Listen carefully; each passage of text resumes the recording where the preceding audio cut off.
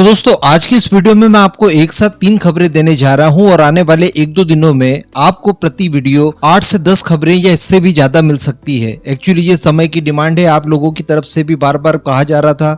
और सबसे बड़ी बात कि इस कम्युनिटी में देखने के लिए ये मिला है कि जो सिंगल न्यूज कवर कर रहा है उनके वीडियोस की रीच एकदम ही डाउन कर दी गई है। पहले तो इलेक्शन इम्पैक्ट लग रहा था, लेकिन अब चूंकि वो सारी चीजें भी खत्म हो गई है, उसके बावजूद वो इम्पैक्ट नहीं हटा है। तो मैं भी मजबूर हूँ, आपको 8-10 न्यूज तो एक वीडियो में मिल जाएगी, लेकिन इस तरह के एक्सक्लूसिव न्यूज सबसे पहले अपने चैनल पर जो मिला करती थी उसमें थोड़ी सी लेट लतीफी जरूर हो सकती है। खैर मैं इस चीज का भी ध्यान रखूंगा और कोशिश ये करूंगा कि ओवर टाइम काम करके आपको सबसे पहले बड़ी बड़ी खबरें अपने इस चैनल पर ही मिले। तो आज की 3 बड़ी खबरों में हम लोग पहली खबर को लेकर डिस्कस करने जा रहे हैं, जो होगी F-22 रैप्टर से संबंधित। बताया ये जा रहा है कि अमेरिका अपने पुराने F-22 रैप्टर, जो कि अब वो कबाड़ में डालने जा रहा था, उसे संभवतः इजराइल को वो प्रोवाइड करवा सकता है। और एक्चुअली ये चीजें नई नहीं है। डोनाल्ड ट्रंप के कार्यकाल के दौरान भी जब सऊदी अरेबिया और यूएई को F-35 फाइटर जेट देने की बात आई थी, तब इजराइल ने इस पर आपत्ति जताई थी और कहा था कि इससे हमारा एडवांटेज खत्म हो जाएगा। ऐसी परिस्थिति में आप अपनी एयरफोर्स के जो रिटायर करने वाले F-22 रैप्टर फाइटर जेट होंगे वो हमें दीजिए, ताकि इन देशों के ऊपर हमारा एज बना रहे। लेकिन डोनाल्ड ट्रंप के जाने के बाद इसको लेकर कोई ज्यादा कार्रवाई नहीं हुई और वैसे भी सऊदी अरेबिया यूएई को F-35 फाइटर जेट नहीं दिए गए। तो अब अमेरिका के कई सारे एक्सपर्ट्स इस बात को लेकर जोर दे रहे हैं कि आप F-22 रैप्टर इजराइल को दीजिए, क्योंकि अल्टीमेटली F-22 रैप्टर को 1990 के दशक के अंत में किसी भी दूसरे देश को बेचने के लिए प्रतिबंधित कर दिया गया था। इसके पीछे का कारण यही था कि रशिया और चाइना तक इतनी एडवांस टेक्नोलॉजी ना पहुंच जाए। ये दुनिया का पहला 5वीं जनरेशन का फाइटर जेट तो है ही है, लेकिन अपने समय से काफी ज्यादा एडवांस भी है। लेकिन अब एक्सपर्ट्स का ये मानना है कि चूंकि इजराइल की फाइट सीधे सीधे ईरान से है, जिसको समर्थन चाइना और रशिया करते हैं, ऐसी परिस्थिति में इजराइल के पास ये जाना अनिवार्य हो जाता है।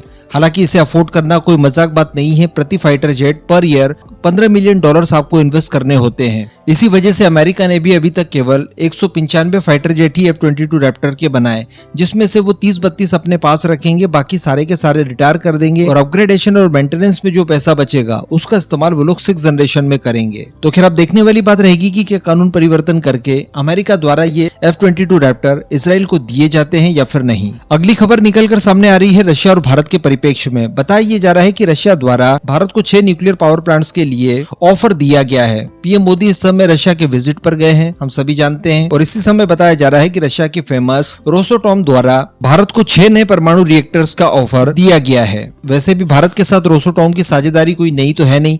भारत में कई सारे न्यूक्लियर पावर प्लांट है जिसमें रोसोटॉम भारत की मदद करता है, जिसमें से कुडनकुलम का न्यूक्लियर पावर प्लांट जो कि 1000 मेगावाट क्षमता वाला है, उसमें भी हमारा सबसे बड़ा पार्टनर रशिया की यही कंपनी रोसोटॉम ही है। तो इन्हीं सबको देखते हुए रोसोटॉम के सीईओ एलेक्सी लिखाचेव के द्वारा भारत को नया ऑफर दिया है, जिसके तहत ये लोग भारत के अंदर हाई एनर्जी वाले न्यूक्लियर पावर प्लांट्स की यूनिट स्थापित करना चाहते हैं। इससे पहले भी अप्रैल मंथ यानी 2024 के ही इन्होंने भारत को फ्लोटिंग न्यूक्लियर पावर प्लांट के लिए ऑफर दिया था, जो कि इस समय विचाराधीन है। तो अगर ये डील साइन हो जाती है और किसी तरह का सहयोग लिया जाता है, तो ये भारत की बढ़ती हुई एनर्जी रिक्वायरमेंट्स को पूरी करने में काफी ज्यादा मददगार साबित हो सकते हैं। अब अगली खबर की बात की जाए तो ये शिप बिल्डिंग को लेकर सामने निकल कर आ रही है। बताया जा रहा है कि भारत की कंपनी अडानी ग्रुप द्वारा अगले 30 सालों में दुनिया को जो 50,000 नए शिप्स की रिक्वायरमेंट होगी, उस रिक्वायरमेंट को फुलफिल करने के ऊपर इन्होंने टारगेट किया है। और बताया ये जा रहा है कि इसी वजह से ये लोग अब शिप बिल्डिंग के व्यवसाय में उतरना चाहते हैं और इसकी शुरुआत की जाएगी इनके फ्लैगशिप पोर्ट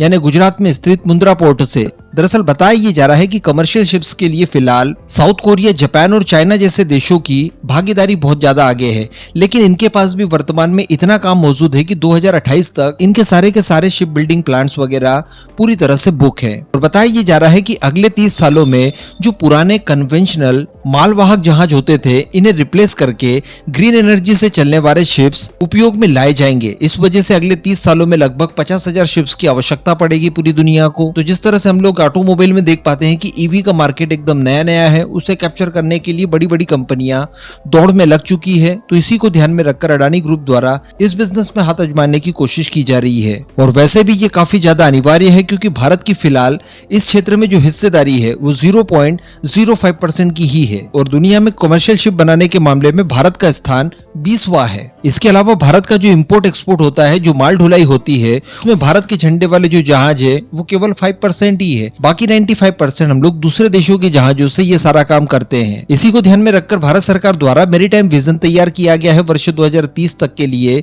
जब हम लोग शिप बिल्डिंग के क्षेत्र में दुनिया के टॉप 10 देशों में आएंगे और वर्ष 2047 तक भारत को टॉप 5 में लाने की चर्चाएं हैं। तो इन्हीं सबको देखते हुए अडानी ग्रुप द्वारा 45,000 करोड़ रुपए का इन्वेस्टमेंट करके इस क्षेत्र में काम करने की योजना बनाई जा रही है, जिससे कि भारत का ship building market 62 billion dollars तक पहुंच सकता है वर्ष 2047 तक, और इससे जुड़े हुए जो दूसरे व्यवसाय हैं उनका मार्केट भी 37 बिलियन डॉलर्स तक पहुंच सकता है। इसके अलावा 1.2 करोड़ लोगों को नई जॉब्स भी मिल सकती है।